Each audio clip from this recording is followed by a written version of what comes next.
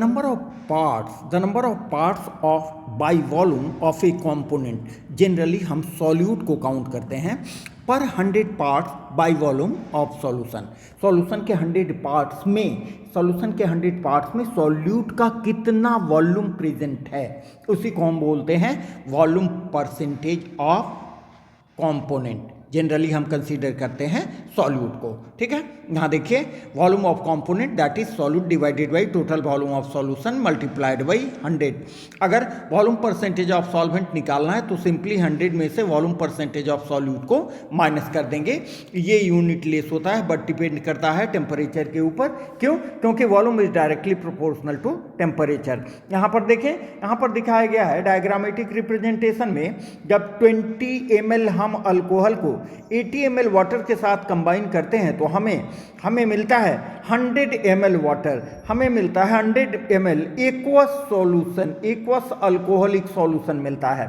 ठीक है, जिसका फॉर्मूला यहाँ पर आपको लिख दिया गया है। देखिए out of 100 ml of solution 20 ml is the solute, alcohol है 20 ml।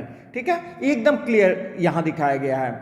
इसका मतलब क्या हुआ? 20% ethanol solution in water means 20 ml ethanol solution plus 80 ml of water to make aqueous alcoholic solution, 100 ml aqueous alcoholic solution.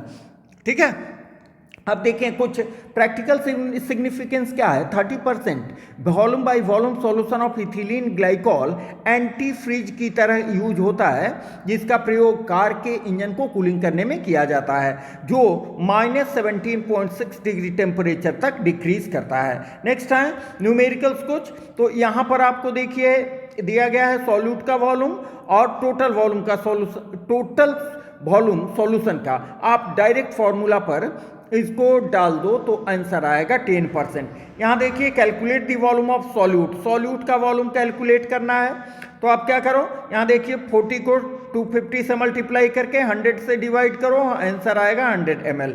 Next है यहाँ पर total volume दिया है 15%। ठीक है, containing 30 ml of solute, solute 30% है।